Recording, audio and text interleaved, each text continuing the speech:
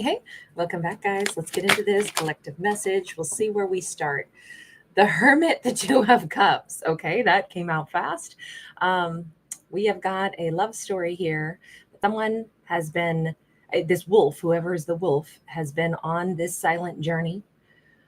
And that silent journey is about to end. You notice that the Hermit has found the answer within themselves. Their silent solo journey is over. The egg is cracking. They are hatching, and they are realizing that they found a Two of Cups. Now she's up here roller skating her little heart out. I'm picturing somebody that roller skates, rollerblades, roller derby, whatever it may be. She's got this celestial scarf wrapped around her waist. She could be into things like astrology, astronomy, things like that, sciences as a whole. She has more or less skated circles around this fella. Masculine or feminine does not matter, but we certainly have an awakening, an awareness like, wait a minute, this is an important connection. I don't think she was doubting it because she's got the stars and the moon wrapped around her waist. I'm saying that her gut instinct probably told her right away, this is an important person to me.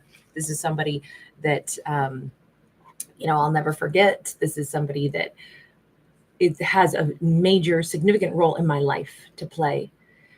But for our wolf character, and this could be a lone wolf, this could be a divine masculine, looks great, by the way, in a vest or three-piece suit, which, come on, anybody. As soon as if you're in a suit at all, you're already a 10. Like every single, men just look so great in suits. I don't care who they are. You put on a suit, you put on a vest and button up top, you're a 10. We got the Eight of Cups. Eight of Cups, this masculine kept kind of like walking alone. Now, here's the thing. Is he awakening to the fact that I met my Two of Cups? What the heck have I been doing out here? Because we got this little alone sandwich thing going on, right? We've got, I'm all by myself, but wait a second, I met someone divine, but I'm all by myself. So either he is realizing he walked away from the person, the, individual that would have like held his heart and held his soul. Six of Swords. And he sailed away. Maybe he's trying to make peace with the fact that he left this behind, that he left her behind, and saying, well, at least now I know what I lost. I'm not sure why that would give anybody peace, but we've got, I don't know, I'm not going to say that because we have this ship that has obviously been dry docked, right? There's no water here, or the water has, slowly evaporated, but this ship is sailing along now on the feathers of the angels or the wings of the divine. My impression here is that him having this awareness, him awakening, and please remember, this could be same-sex couple, reverse gender roles, does not matter, but him awakening to this and becoming aware that I walked away from my person. Now I know that that's what I did. And I'm thinking that as he walked away from that person and stayed away for some length of time, not only did he not like find something else to eat up his time, I think whatever his life was made up of for a while kept evaporating and dissolving and dissolving. If he thought he was sailing away into some other chapter and she was someone he could easily forget, not only did that not happen, but also there was a bleakness that settled into his world. Now, this could have taken 6 months since we do have the Six of Swords, but as other things faded and the importance of this connection became more like clarified in his mind, I'm thinking that that's really where his concept of, wait a minute, that was a divine counterpart that I walked away from. There is a sense of peace. We actually have this person in their little rowboat, kind of like leaving behind this dry docked ship. I'm thinking that we have this star. Okay, it's definitely about the enlightenment. It's definitely about the healing. It's definitely about him now knowing that was my person. That is my North Star. Now I can navigate my way again toward happiness. Moving away from her did not yield happiness. It did not yield anything of great joy or value. I think he's realizing, and let me put these two cards together the way I see them right now and just mention sailing ships, before the prime meridian, sailors had to use the stars to navigate, and that was ineffective. They could still very much run aground. So until map making was figured out, definitely it was easy to run aground. Now I'm wondering if this is kind of like a metaphor for that. He doesn't have to run aground anymore. He knows better how to use the stars, but he also has a greater idea of what a map is, the map of his life, the reason that he ended up intersecting his life with hers, kind of like their latitude, longitude. You put them together, and all of a sudden his life has more like perspective and grounding and meaning, and he can navigate easier. He's realizing she is very important to him. She could be an Aquarius, doesn't have to be. But there's definitely something here about this huge awakening on his part. What has been going on in his world? Can we just ask that has brought him to this conclusion, right? Because we saw the end of the Hermit's journey. We have the Nurturer of Coins, which would normally be the Queen of Pentacles. It is sideways, but anytime we get the coin energy, we're talking about earth energies. We're talking about groundedness. Now, on this Queen card, they chose to put a masculine. So I'm going to argue perhaps he found a way to find comfort within his masculine and feminine energies. Like perhaps he was too polarized one direction or the other before. And of course, we all have masculine and feminine within us, but I'm wondering if he at some point had, like, oh no, I'm only this. There's no way that I could possibly, like almost like he didn't have space to be able to blend his energy with a person who would match him really well, because it was like, no, this is the way I do things. This is the only way I do things. And this is how it has to go. You can't bring in another energy and have me compliment you, because I cannot be flexible. Now he has found a way to be more flexible in his divine masculine and feminine energies. Now he may still come across as a very divine masculine, but there's something that's the part that's awakening him in him, I think, is the comfort zone with the different energies that we possess. We have the Sun in the reverse. It's like he didn't know what he was looking for. Honestly, I think I want to say he has not been happy since he walked away from her. I'm not saying he's miserable crying every day, but I am saying that it's like, oh, that song, Ain't No Sunshine When She's Gone.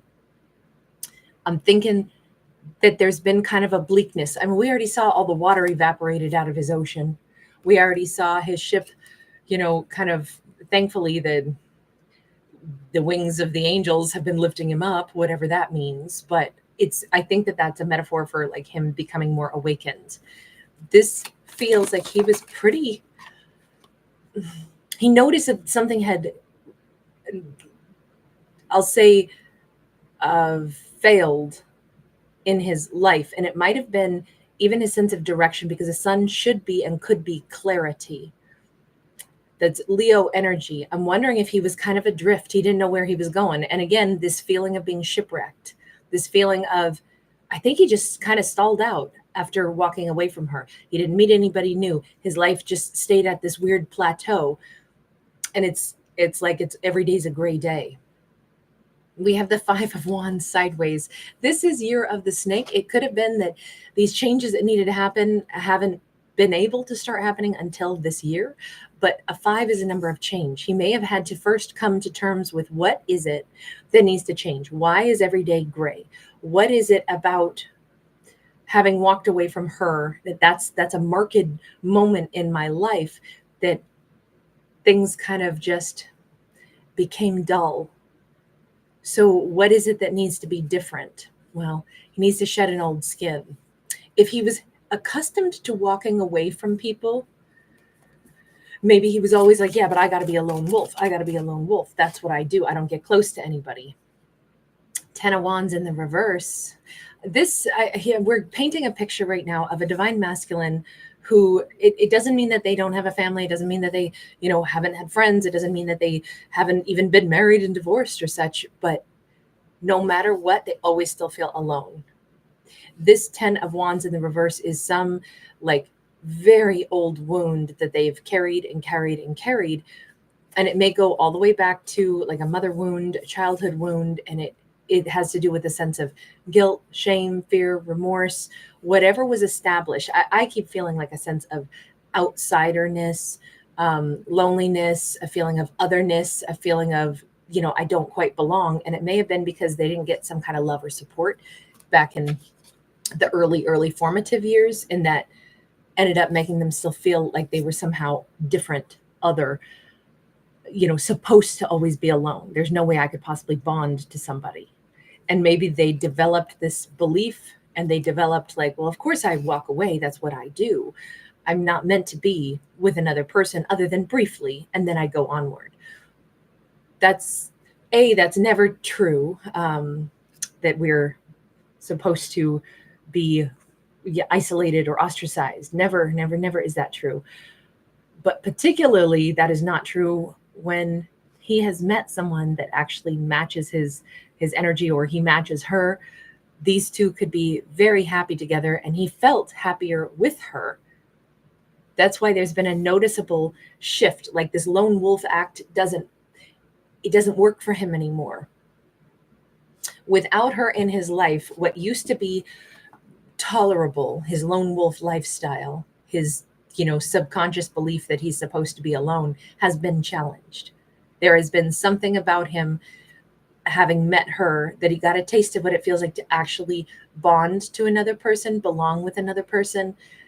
And I feel like it challenged everything. It had made him have to start looking at, I'm thinking that maybe he had to like totally suppress emotion or the desire to be nurtured. Maybe that was part of the, when we saw this divine masculine, divine feminine energy, and what he's been kind of like adapting to and shifting to inside of himself, because this feels like it's a play on being too much of one thing and being unable to like comfortably bond with another person, where we have to be able to like undulate between their strengths and ours, their nurturing and ours. So I feel like, especially because the sun is there, which is divine masculine energy, which is, very powerful, one directional action taking, but then the energy of the feminine is the gravitational pull. It's the nurturing energy.